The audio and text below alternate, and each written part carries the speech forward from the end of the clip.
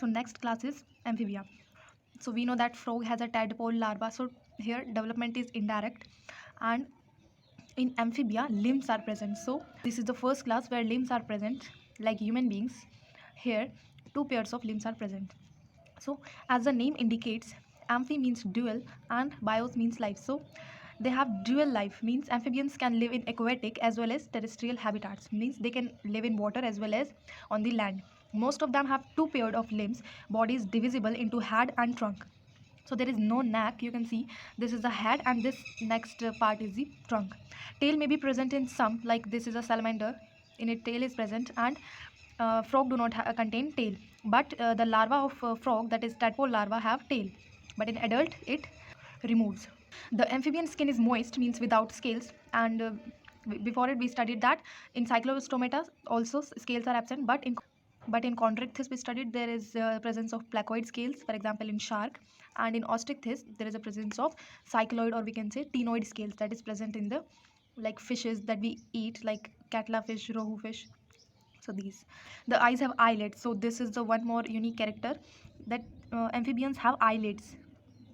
A tympanum represents the ear. There is no like pinna like opening like humans have. So tympanum is a pore like thing here which represents the ear. Alimentary canal and urinary and reproductive tracts open into a common chamber that is called cloaca. So all these three, alimentary canal plus urinary and reproductive tracts, these three of these open into one opening called cloaca, which opens to the exterior. Only this opening present in the frogs. Respiration is by gills, lungs, and through skin. So they live in water also.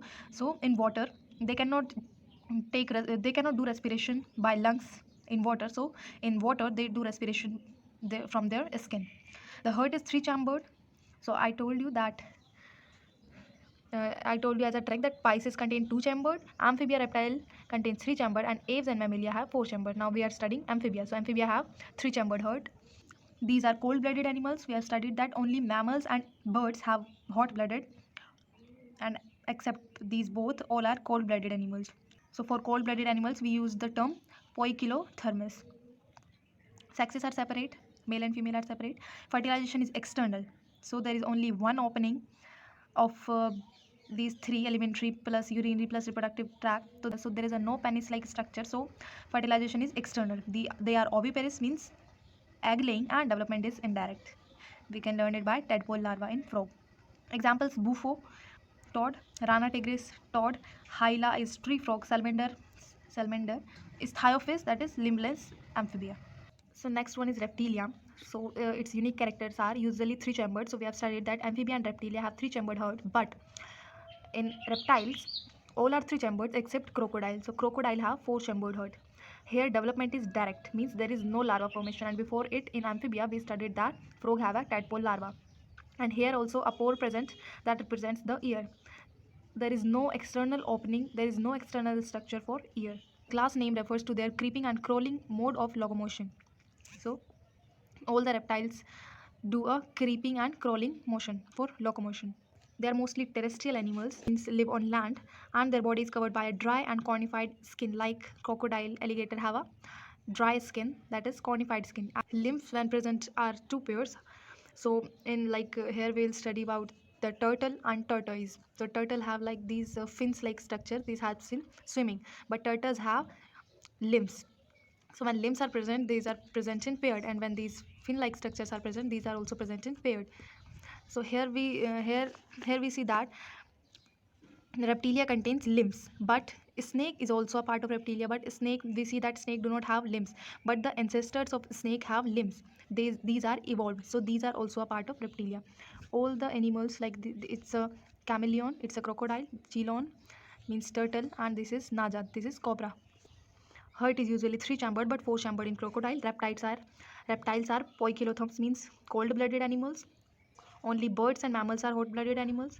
Snakes and lizards shed their skin as skin cast. So in Hindi we say it's like a kechli of snake. So similarly lizards also shed their scales as skin cast. They shed their skin because these outer skin is a non-living. So like if the animal inside the covering is growing up, means means its size enlarges, but these scales are dead, these are not dividing, so they shed their skin and develop a new skin. So that is why they shed their skin, because it is non-living and it cannot increase in a size as their body increases. Sexes are separate, male female are different. Fertilization is internal. So here fertilization is internal. Before this, in amphibia we studied that they have a common opening, that is cloaca, for urination, reproduction, plus alimentary canal. So in amphibia, fertilization is external. They are oviparous, means egg laying, and development is direct. So we can see learn chelone turtle. So turtle, we can see it lives in water. It looks very chill. So we can learn as a chelone. Testudo means turtles. It lives on land. It has means he has to give like many tests. So we can learn it like this. Chameleon is a tree lizard. Calotus, garden lizard. So lot, we can learn it like Hindi word lotna. So when we go to the garden, we start lotna. And crocodile is crocodile, alligator alligator. Hemiactylus wall lizard. So we can learn it like hemi means half. So like we can make a trick, like lizards have half digits, but still it can climb on a wall. So it's just a trick. Wall lizard have all the 5 digits. Poisonous snakes are cobra, that is naja, bangarus, that is crate, vipera, and viper. So next class is aves. Here are the some unique characters, that they contain oil glands. So their whole body is dry, but there is only a one gland, that is oil gland. Then second thing is that they contain crop and vizard in the alimentary canal as a additional chambers for digestion. For example, if you see a hen or a cock, so they eat like a small stones also for the mixture of their food. So means the food crushes between these stones. Then for digestion of these stones, there is a special structure, that is crop and gizzard. Respiration is through by lungs. So in birds, they need extra oxygen, so there is extra air sacs present. Human only have lungs. Like in birds, there are chambers, like if they take oxygen from here, so firstly oxygen come here, then come here. So when it comes here, they take the next oxygen, due to which this air sac gets filled and this transfers here. So there is no time in birds where they do not have oxygen. So like in human beings, take in human beings, like when we inhale and when we breathe out, so when we breathe out, our body do not have any oxygen inside. Like, but in birds, there are many chambers that is full of oxygens. So it continues as a cycle. So class aves, the characteristic feature of aves birds are the presence of feathers. So in all birds, feathers are present, and most of them can fly except flightless birds. So there are some flightless birds also, like ostrich, penguins. So they possess beak. All the birds possess beaks. The forelimbs are modified into wings. Their forelimbs means our hands modified into wings. The hind limbs means the legs, they developed the scales. So we see like some this kind of structure in the legs of the birds. So these are the scales, and these are modified for walking, swimming, or grasping the tree branches. Skin is dry without glands except the oil gland at the base of the tail. So oil glands present at the base of the tail. So their whole body is dry. So to make the skin oily, or when these birds gets wet, so they spread these oil from their beak on the body so that they can fly. Endoskeleton is fully ossified, means endoskeleton is bony. In it, bones are present, but bones are hollow. And the long bones and hollow with air cavities, that is called pneumatic. So their bones are hollow bones. The digestive tract of birds has additional chambers, the crop and gizzard.